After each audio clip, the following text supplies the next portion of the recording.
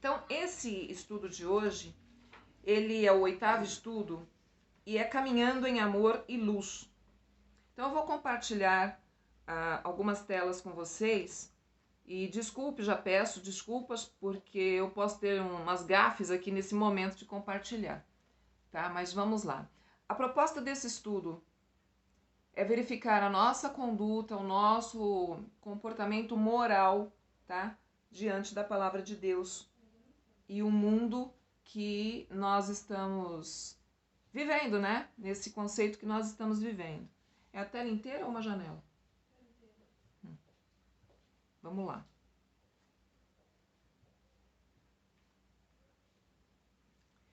E é muito importante que a gente esteja ciente de que o Senhor vê todas as coisas, né? Tudo que nós fazemos, tudo que nós temos pensado, agido. Vocês estão vendo a tela? Não. Não? Espera aí.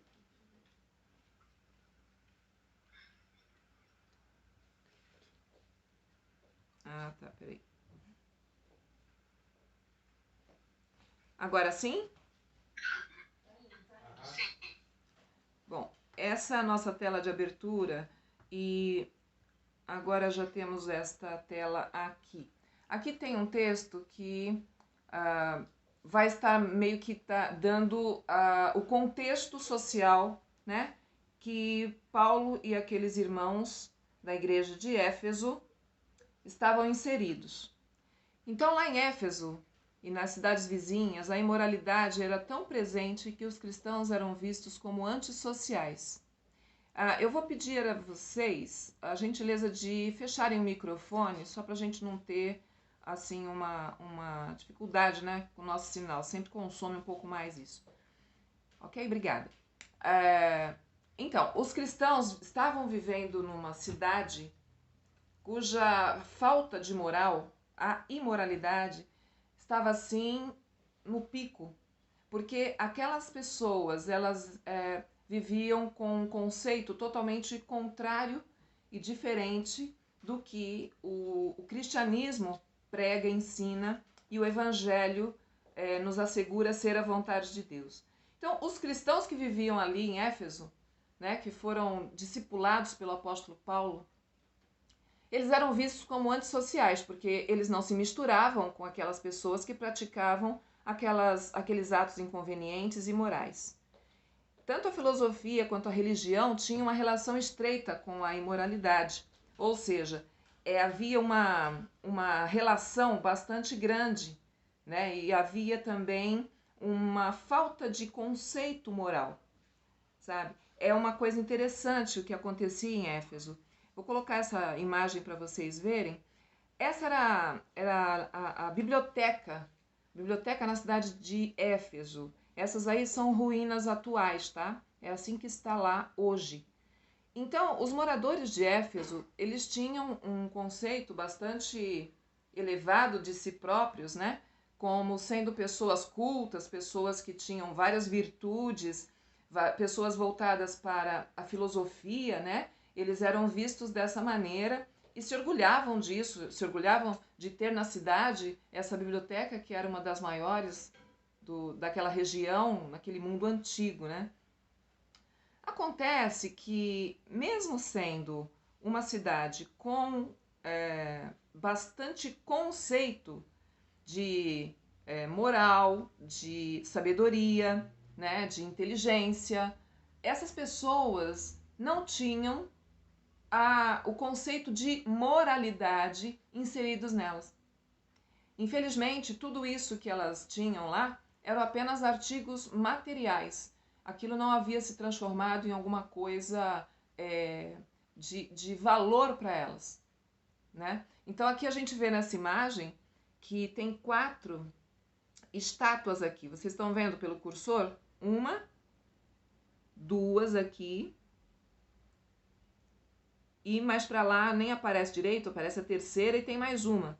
Então aqui essas 4 estátuas representavam, como o texto já coloca aí, as 4 virtudes, né? Que é sabedoria, inteligência, virtude e conhecimento.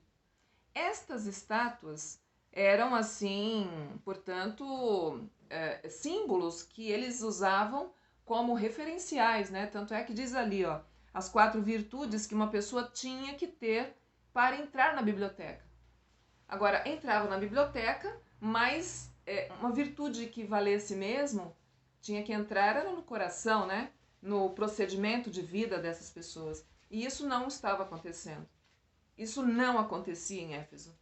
Então, Éfeso era uma cidade que, por mais bonita que fosse, por mais atraente que fosse, era uma cidade totalmente pagã, imoral, e uma cidade religiosa demais, mas são deuses pagãos, deusa Diana, deus Dionísio e outros deuses lá, que tornavam a cidade uma cidade bastante visitada também.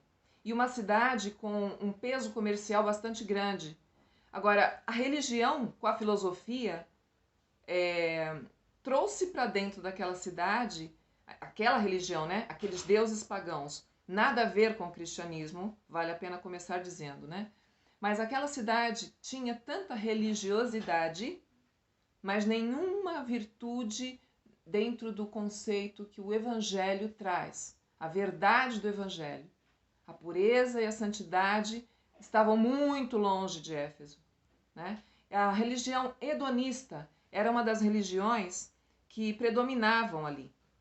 Então, eu quero colocar para os irmãos o seguinte: o hedonismo, que é uma corrente da filosofia que compreende a finalidade da vida como o prazer. O prazer é o que interessa e para isso não interessa o que você deva fazer, percebe? Então, uma relação bastante volátil com relação, né? Relação com relação, tratando do ponto de vista de escolha daquela sociedade. Eles escolhiam facilmente buscar o prazer, sem se preocupar com qualquer critério. Então, o padrão de vida deles, do povo e da religião, era esse, né? A religião hedonista pública, no culto, no oculto, melhor, da noite, essa religião ensinava e estimulava as pessoas a praticarem atos sexuais dentro do culto. O culto continha isso, vamos dizer assim, o ápice do culto era esse.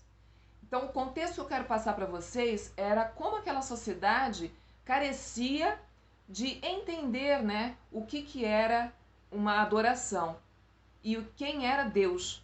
Eles não sabiam de nada disso. Eles viviam de uma forma completamente desassociada com qualquer busca de Deus. Os deuses deles eram aqueles que eles mesmos tinham criado, em cima dos valores deles. Então, estas práticas eram práticas bastante comuns ali, dentro da cidade de Éfeso. O culto era um ato sexual. Então, vejam a falta de relação com o cristianismo. Então, quando Paulo chegou ali, ele encontrou tudo isso.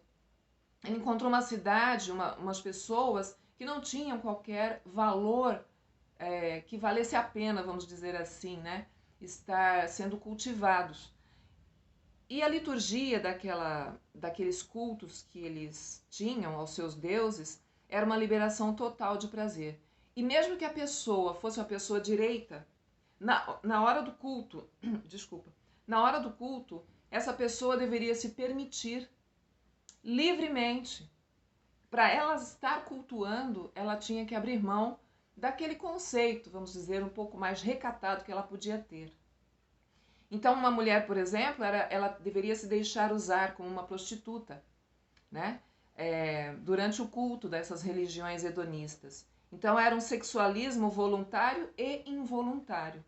Essa era a cidade de Éfeso, né? E nós vemos que a Bíblia ela vai nos trazer orientações, e aqui vale dizer, o apóstolo Paulo, ele insistia muito com aqueles irmãos da igreja de Éfeso, ele insistia muito para que houvesse um compromisso daquelas pessoas com o Evangelho. Ele havia gasto muito tempo no Evangelho, ensinando aqueles irmãos sobre a doutrina sólida, a sã doutrina, o que o Senhor esperava deles, Foi nesse contexto que eu passei o nosso resumo. Então, dá para se ver pelo resumo. Nós fomos eleitos, nós somos selados pelo Espírito Santo, nós recebemos todas as bênçãos espirituais em Cristo. Então, Paulo já havia ensinado isso a eles. Paulo já havia dado toda a base sólida da doutrina. Então, nessa fase, é válido dizer, só para refrescar nossa memória, né, que o primeiro, segundo e terceiro capítulos de Éfeso é doutrina. Então, Paulo coloca para aqueles irmãos toda a base firme do evangelho, do cristianismo. Depois do capítulo 3, 4 ao 6, Paulo então começa a tratar da forma prática que aqueles irmãos deveriam viver. Não dava mais para estar sendo cúmplice daquelas atitudes que a gente acabou de ver aqui, do contexto social que Éfeso estava envolvida. Então Paulo não vai se cansar de falar sobre isso para aqueles irmãos, para que a prática de vida deles tenha o fundamento no Evangelho. E Paulo faz questão de dizer que o cristianismo não tem nada a ver com aquelas religiões. O que não faltava em Éfeso era templos pagãos. Então, a gente precisa entender em que ambiente Paulo estava, né? E dentro dessa introdução, eu quero colocar para os irmãos este versículo, que está em João 3, 19 a 21. Este é o julgamento. A luz veio ao mundo, mas os homens amaram as trevas e não a luz, porque as suas obras eram más. Quem pratica o mal odeia a luz e não se aproxima dela, né? Não se aproxima da luz, temendo que as suas obras sejam manifestas. Mas quem pratica a verdade vem para a luz, para que se veja claramente que as suas obras são realizadas por intermédio de Deus. Então, o julgamento daqueles atos que aquelas pessoas praticavam é exatamente esse aqui no comecinho. A luz veio ao mundo, mas as pessoas preferiram as trevas. Não quiseram a luz. Agora nós vamos participar desse pensamento de Paulo, como cristãos que nós também somos, né? Ali era um ambiente que Paulo estava tendo que tratar com os cristãos, e o ambiente em que eles, os cristãos, deveriam ser luz. Eles deveriam mostrar a diferença que o evangelho causa na vida. E eu pergunto aos irmãos, às irmãs, né? Agora estamos numa classe praticamente mais de mulheres. O Weber está junto. E o irmão Flávio, né? Que entrou agora há pouco, a Célia. Bom dia para vocês, irmãos. Então, assim, o que nós temos, o que hoje, na nossa cidade, nós temos diante de nós? Não tem uma situação tão diferente, né? Eu diria até que nós temos um problema maior. Nós temos toda a rede virtual, né? A rede de relacionamento, celular, computador, até relógio, né? Os acessos são livres a muitos conteúdos com este perfil que havia em Éfeso. Então, nós, como cristãos, como estamos procedendo dentro do ambiente semelhante ao de Éfeso e que Paulo nos orienta. Paulo vai dizer aqui nessa lição que não pertence a Deus quem faz essas coisas. Então, como nós estamos? Isso é importante que nós paremos para pensar. Então, por isso ele começa esse capítulo dizendo para serem imitadores de Deus. Nós vamos chegar no texto já já. Depois diz que tais práticas nem deveriam ser nomeadas entre os cristãos. Paulo é detalhista, irmãos, nesse sentido. E aqui está o começo do texto. Portanto, sejam imitadores de Deus como filhos amados, imitadores de Deus, não imitadores daquelas pessoas pagãs que serviam e adoravam aqueles deuses das religiões que eles tinham lá, e para isso davam o corpo delas como parte dessa adoração. Não só isso, como havia também bastante comércio naquela cidade voltada para a religião. Então, assim, sejam imitadores de Deus e não desses procedimentos, certo?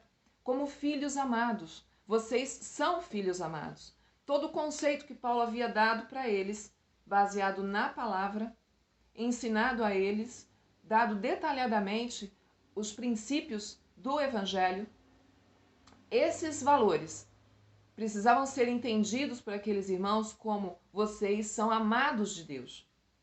Deus escolheu vocês e mandou o Filho dele para que viesse, cumprisse com o plano de salvação e vocês foram resgatados. Vocês estavam mortos e agora vocês receberam vida. Então, que a gente se aproprie disso, sabendo de que Deus nos ama e que somos filhos dele, portanto, filhos amados, né? E vivam em amor, como também Cristo nos amou. Não só nos amou, como se entregou por nós como oferta e sacrifício de aroma agradável a Deus, né? Agora eu quero colocar para vocês uma parte desse versículo. Nós vemos que, se vocês puderem manter a Bíblia aberta, vai ser bom. Sim. Paulo não se cansa, né, de orientar os cristãos, como eu estava falando. Os cristãos lá em Éfeso. Então é como se ele tivesse gerado aquelas pessoas, no sentido de estar sendo o discipulador daquelas pessoas. Então ele não se cansa de orientar eles. E sobre a maneira que eles deveriam conduzir as suas vidas para que agradasse a Deus, certo? Então, ele mostrou isso e por isso ele diz o seguinte, portanto é uma conjunção conclusiva. Ela vai juntar o texto anterior com o próximo, o argumento anterior com o próximo. Por isso que ele começa com portanto, sendo assim, sabendo que vocês são amados de Deus, sabendo que vocês foram resgatados da sua vã maneira de viver, sabendo que vocês foram tirados das trevas para a luz, então vocês imitem a Deus. É isso que Paulo está falando, tá? Então, da mesma forma que vocês entenderam aquela parte, procedam desta maneira. Sejam coerentes, né?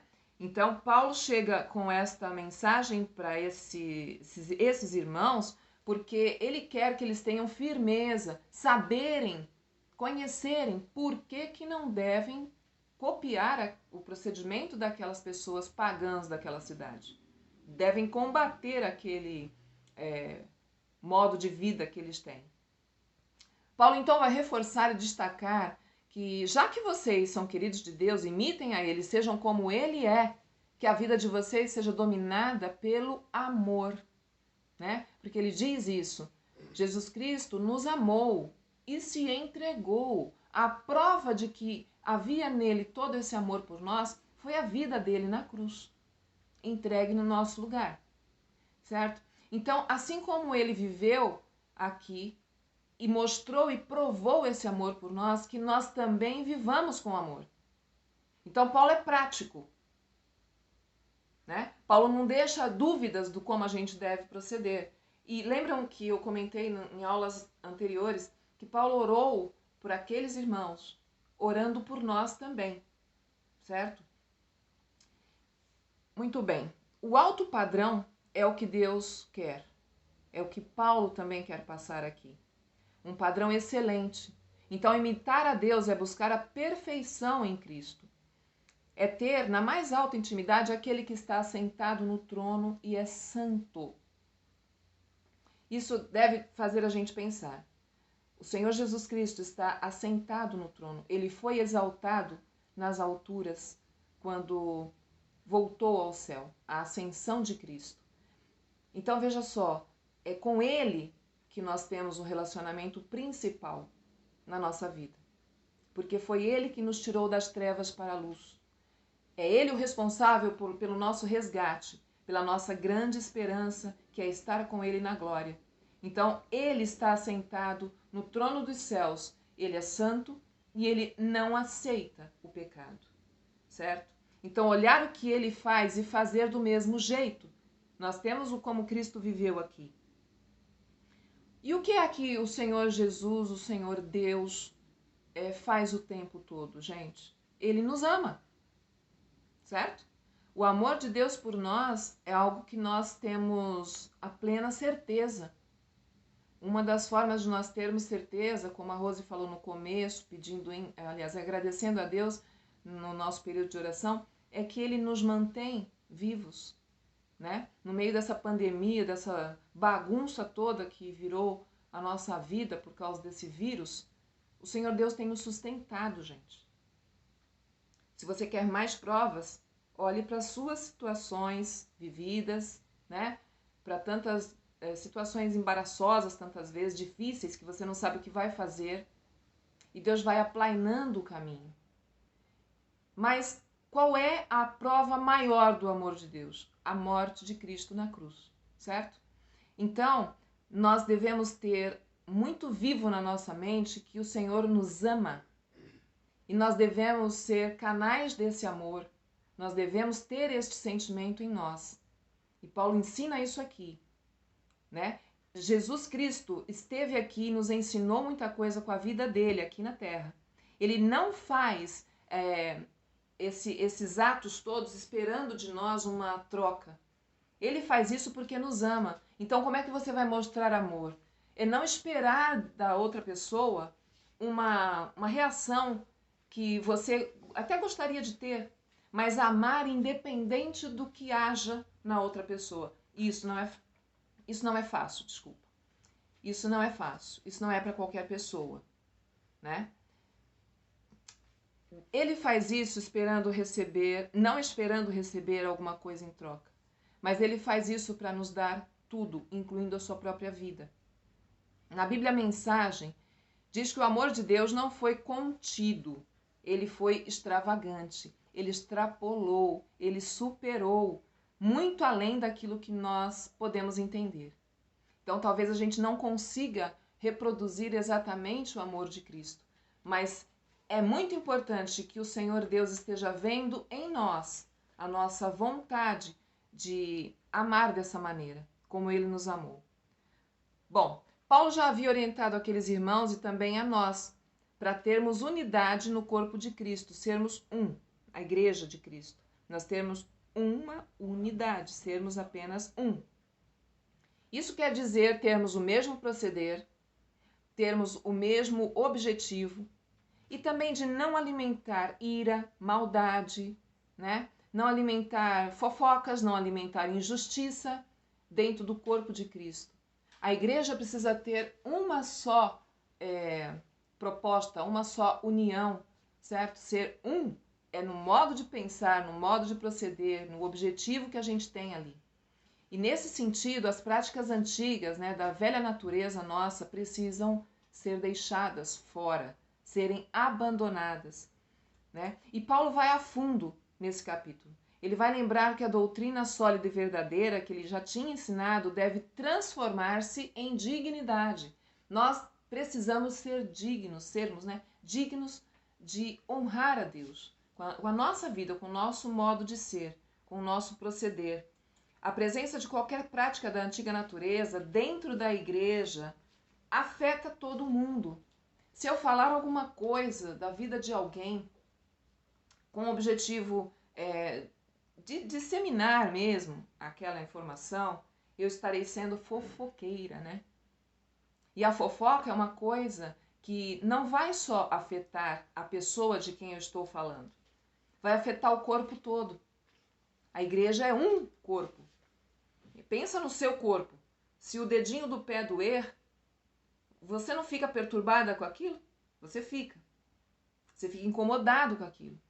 Então, é uma simbologia para que a gente entenda. Se um irmão estiver fora, estiver permitindo que coisas da velha natureza voltem a fazer parte da vida dela, vai atingir o corpo todo.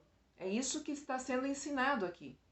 Então nós temos que tomar cuidado com o que nós fazemos, o nosso proceder, o que anda no nosso pensamento, o que está assim norteando as nossas intenções, as nossas vontades, né?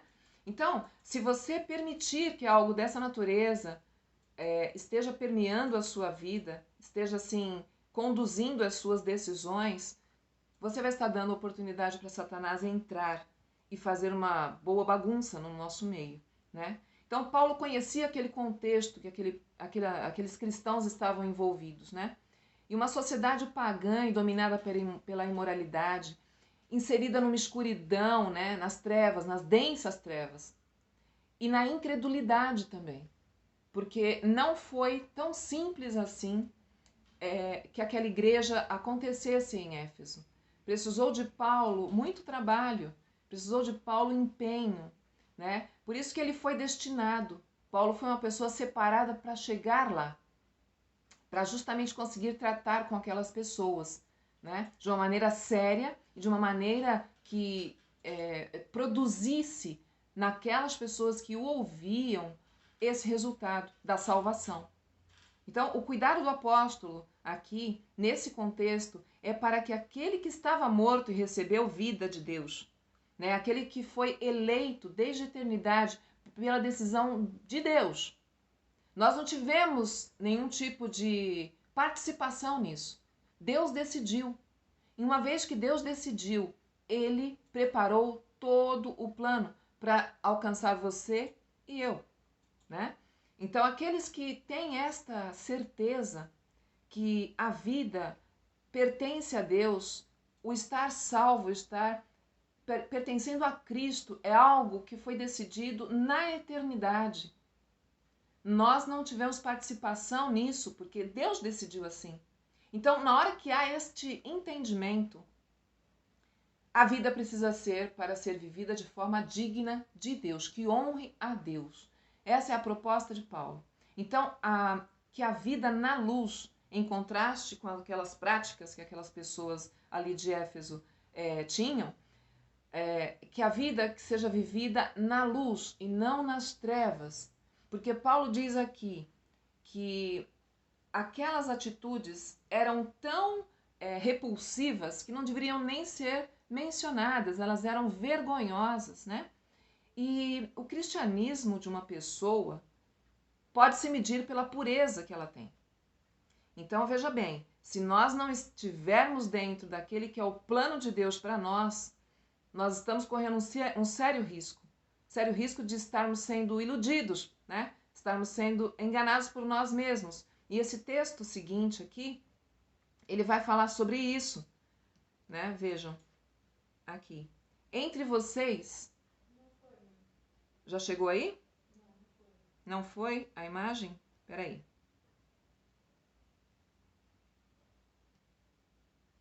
Alguém tem algum comentário? Alguém quer falar alguma coisa? Fica à vontade, gente. Só me interromper aí.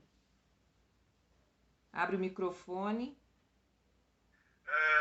Onde vocês estão agora? Que eu peguei o bonde andando. Ah, tá. Flávio, nós estamos no capítulo 5 de Efésios. E esse texto aqui, do 3 ao 5, agora. Agora sim? Tá bom. Estão vendo, né? Entre vocês não deve haver nem sequer menção de imoralidade sexual, nem de qualquer espécie de impureza, nem cobiça, pois essas coisas não são próprias para os santos. Não haja obscenidade, nem conversas tolas, nem gracejos imorais, que são inconvenientes, mas ao invés disso, ação de graças. Porque vocês podem estar certos disso. Agora prestem bem atenção que Paulo vai falar.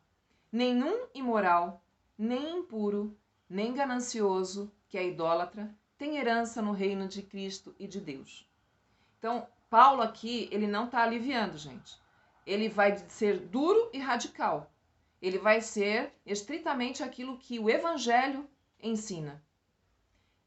Quem vive assim não é povo de Deus. Vocês podem acompanhar esse texto aí.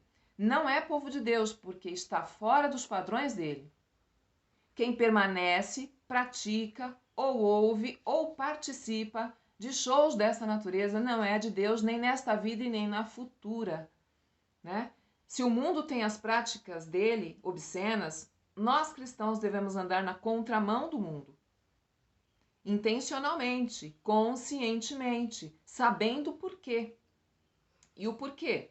Porque, veja bem, não nenhum imoral, nem impuro, nem ganancioso, que é idólatra, tem herança no reino de Deus e de Cristo e de Deus. Então aqui nós temos a razão firme sólida. A palavra nos orienta. Por isso nós devemos prestar bem atenção como estamos vivendo, onde a nossa mente está, tá? Eu quero que vocês acompanhem comigo esta leitura aqui. Para ter crescimento espiritual, é preciso abandonar as práticas que conspiram contra os padrões divinos. Veja lá, abandonar as práticas que conspiram contra os padrões divinos.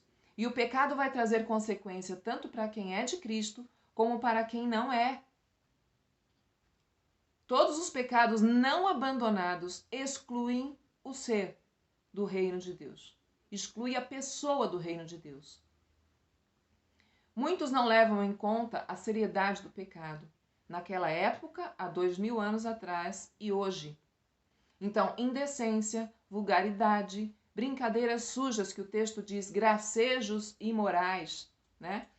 Malícia, conversas com linguagens obscenas, estúpidas, relacionamentos sexuais antes ou fora do casamento, orgias, palavras podres, que são aquelas que não edificam, que não têm nutrientes, né? As conversas, ou melhor, a conversa é imoral. O texto é claro em dizer que essas práticas nem devem se nomear entre os cristãos. Pecado da fala não são só palavrões, mas também são. E eu conheço pessoas cristãs, pessoas sérias, cuja a boca fala muito facilmente palavrão. Então, gente, é algo que não está tão longe assim de nós.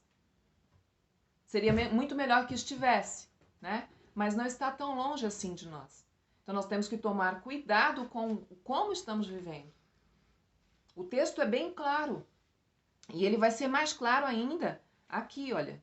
Ninguém os engane com palavras tolas, pois é por causa dessas coisas que a ira de Deus vem sobre os que vivem na desobediência.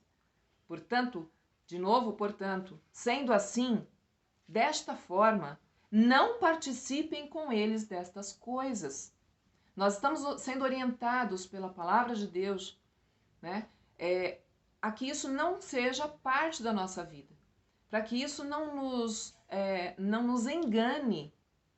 Não vamos achar que vivendo assim, tendo práticas dessa natureza, tá? Que isso vai estar sendo relevado, vamos dizer, por Deus. Não vai estar. E nós temos a palavra dele colocada aqui. Então não temos que ter qualquer dúvida sobre isso, né? Imoral, impuro ou ganancioso pode parecer que são coisas separadas, mas são a mesma coisa. Quando que alguém é imoral e impuro? Quando a pessoa vai buscar e ela pretende conseguir prazer. Ela busca um prazer, uma fonte de prazer, como está aqui no texto. E algo que então dê sentido à sua própria existência. A pessoa decide que não precisa de Deus. Ela coloca Deus fora da vida dela. Ela não quer saber destas regras, vamos dizer, que o Senhor nos ensina. Ela não quer ter esse tipo de compromisso. Como aquelas pessoas de Éfeso que buscavam o prazer, lembram que eu falei? Da religião hedonista, né? Buscava o prazer, isso que era importante. Então, da mesma maneira, uma pessoa imoral ou impura, ela está querendo buscar isso. Algo que satisfaça as suas necessidades. Não importa se é decente ou não. Ele não põe isso na balança. Então ele resolve que não quer Deus na sua vida. Portanto, a pessoa que decide isso, decide então viver fora daquilo que Deus definiu como correto, como moral, né? E essa pessoa, o ganancioso, é a mesma coisa. Por quê? Porque ele idólatra de si mesmo. E ele quer mais para si. Ou seja, ele quer se satisfazer também, né? E dessa maneira que tudo se torna uma coisa só. O imoral, o impuro e o ganancioso, que é o avarento. Então, dessa maneira, essa pessoa, ela rejeita conscientemente o amor incondicional de Deus por ela, que se provou na vinda de Cristo, na doação de Cristo, na morte dele na cruz. A pessoa rejeita isso. Ela não quer. Portanto, essa pessoa, ela nem sequer entendeu o que é o Evangelho, né? Ela não sabe que que o Evangelho é a revelação de Deus para a vida dela, para ela retomar as condições de ser aceita por Deus, porque ela arriscou Deus da vida. Ela não quer saber do que Deus tem para ela. Ela não quer entender, ela rejeita o amor de Deus. E essa pessoa que rejeita o amor de Deus, ela está chamando para si a justiça do próprio Deus. E a justiça de Deus para quem rejeita o seu filho é a ira. A pessoa se torna inimiga de Deus dessa maneira. Então, quando o texto fala dessa maneira aqui, ó, ninguém os engane com palavras tolas, não tem mais ou menos, certo? Pois por causa destas coisas, quais coisas? As coisas imorais, as coisas que depõem contra o Evangelho, que compromete a vida da pessoa, uma pessoa que não tem um filtro, não tem critério, que tudo que oferece, que lhe dê prazer, ela está aceitando, ela está indo. Então, estas coisas promovem a ira de Deus. É por causa delas que a ira de Deus vem sobre os que vivem na desobediência. Veja lá, vivem na desobediência. Ou seja, aquele que pratica constantemente aquilo ali, o dia a dia dele. Então, não participem dessas coisas, porque senão você vai ser alvo da ira de Deus e vai estar mostrando que também não entendeu o Evangelho, certo? Então, Paulo, como eu falei lá atrás, ele vai ser duro, ele vai ser absoluto para aquelas pessoas e para nós hoje, certo? Luz e trevas são dois elementos que a Bíblia trata como opostos. Luz, aqueles que vivem de modo digno de Cristo. Trevas, aqueles que vivem de modo infrutífero e vergonhoso. Aqui eu coloquei 3 textos, né? Vocês todos são filhos da luz, filhos do dia. Não somos da noite nem das trevas. Lâmpada para os meus pés é a tua palavra. Nós conhecemos muito bem esse texto. E luz para o meu caminho.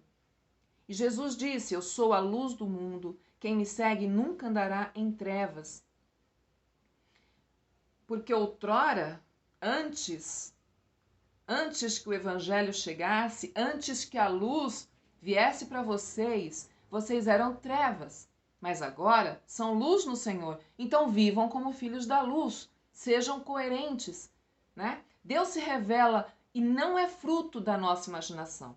Mesmo que existam trevas, que elas estejam rondando, estejam ali presentes, né? Deus se revela, se manifesta. Por isso os homens são indesculpáveis. Veja, gente, nós temos na palavra de Deus uma orientação muito clara, né? Não dá para nós fingirmos que não sabemos disso. Então, nosso procedimento como cristãos, é válido dizer que esse ensino de Paulo é para os cristãos. Ele não está falando com pessoas que não são cristãs. Está falando com quem é cristão. Né? Então, essa mensagem que dele ouvimos e transmitimos a vocês, esta é a que deve ser seguida. Deus é luz, nele não há treva alguma. Nós precisamos olhar para a nossa vida e vermos se nós temos mais luz, mais trevas. Como está?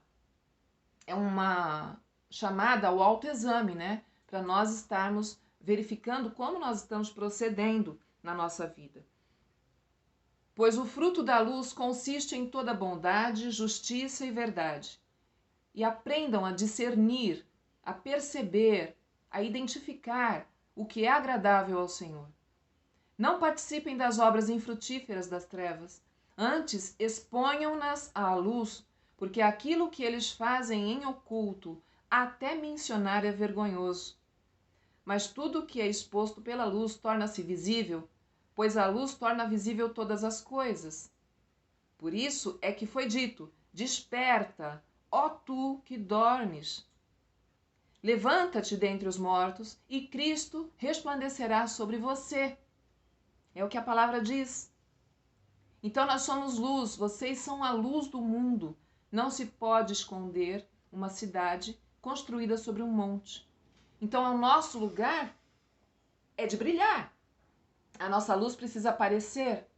Então, para ela aparecer e brilhar nitidamente, nós precisamos abandonar práticas dessa natureza, certo? O cristão luz produz fruto da luz, né? Ele age de modo agradável ao Senhor, busca cumprir a vontade de Deus, vive de modo que não envergonhe o nome do seu Senhor. E é imperativo, irmãos. Os cristãos verdadeiros, aquele que é verdadeiro, não participa das obras vergonhosas das trevas. Então nós temos que nos avaliar, né? Lá no primeiro tópico, segundo, aliás, age de modo agradável. E é agradável a Deus, porque às vezes tem alguns irmãos que acabam sendo agradáveis aos colegas, com procedimentos totalmente diferentes, sabe? Fora do contexto, fora do padrão alto e excelente de Deus. Então nós temos que tomar cuidado a quem nós estamos agradando, tá bem? Aqui nós temos uma outra etapa. Paulo diz para quem está dormindo, para despertar do sono e levantar. Sabe o que eu entendo aqui? Você precisa acordar, abrir o olho e levantar. Por quê? Porque se você ficar de olho fechado, você dorme de novo. Se você ficar de olho fechado, você vai provavelmente entrar de novo nas trevas. Você não está abrindo os olhos para o Evangelho. Você não está atento à luz. E levantar é necessário para que você não caia de novo. Permaneça em pé, permaneça acordado e levante. E ele diz mais, sai desse lugar de morte, vem para a vida. Né? Muitas vezes, como cristãos, nós vivemos como se fôssemos espectadores de nós mesmos. É o que o texto está aqui, que eu coloquei. A vida está errada e como se nós estivéssemos anestesiados e impermeáveis à ação do Espírito Santo em nós. A graça nos alcançou, nós recebemos todas as bênçãos espirituais, mas a gente muitas vezes nem lembra das bênçãos que nós temos. Entende? Nós recebemos o Espírito Santo, que é o poder de Deus em nós, e muitas vezes a gente sequer lembra disso.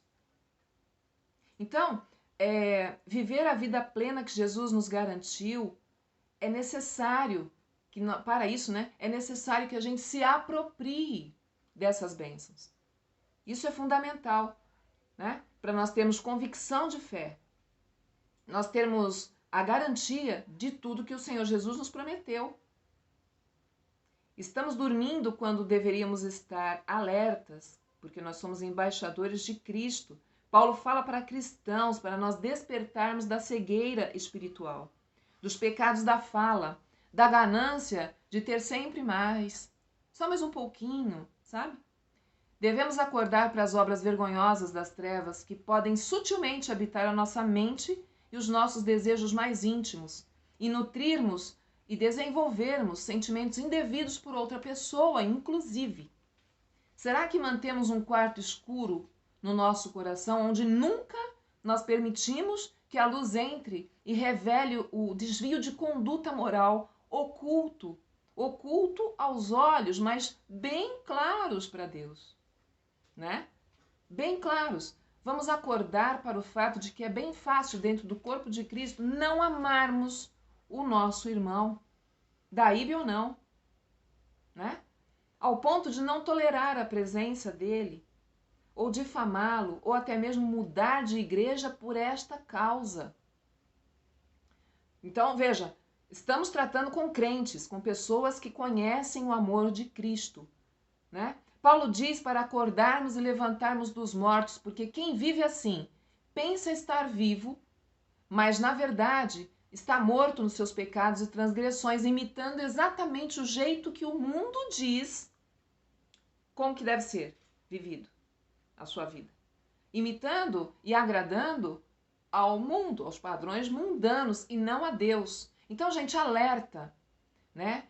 Fiquemos alertas, fiquemos acordados, porque vocês podem estar certos disso. Repito o versículo número 5. Nenhum imoral, nenhum impuro, nem ganancioso, que é idólatra, tem herança no reino de Cristo de Deus. Então nós temos que nos avaliar, nós temos que olhar para nós. Paulo diz, desperta, acorda, levanta do erro, sai das trevas e vem para a luz. Sejam imitadores de Deus, ressuscitem para a luz e Cristo vai te esclarecer, iluminar o teu caminho para você viver uma vida coerente com a vida santa e limpa em Cristo. Né? Nós não vamos conseguir isso por nossa própria mão, por nossa própria força. Então ninguém engane, nem você e nem eu, né? Com palavras tolas, é o que o versículo está aqui sendo repetido, pois é por causa destas coisas erradas que muitas vezes a gente escolhe que vem a ira de Deus sobre a desobediência, aqueles desobedientes. Então que nós não sejamos essas pessoas, né? Não participemos dessas coisas. Nem no ato real, assim, o nosso corpo está para a imoralidade e nem a nossa mente também. Então que tanto um quanto o outro estejam agradando a Deus. Essa é a nossa lição de hoje e eu desejo que o Senhor esteja nos abençoando, nos fazendo lembrar de todas as coisas que a palavra de Deus nos diz aqui. Irmãos, eu gostaria que nós fizéssemos uma oração agora e depois de passar essa aula, culto, que já vem aí, né, às 10h30, que a gente avaliasse o nosso procedimento, como nós estamos vivendo, né, como nós estamos conduzindo as nossas vontades, que nós não sejamos pessoas hedonistas, né, como aquelas religiões ali faziam em Éfeso, que nós estejamos com a nossa mente limpa, com o nosso coração em ordem diante de Deus, o nosso proceder seja luz e em amor. Por isso que o texto, o título, aliás, da nossa lição é Caminhando em Amor. Que Deus nos abençoe, é a minha oração. Vamos agradecer a Deus agora. Ninguém vai falar nada.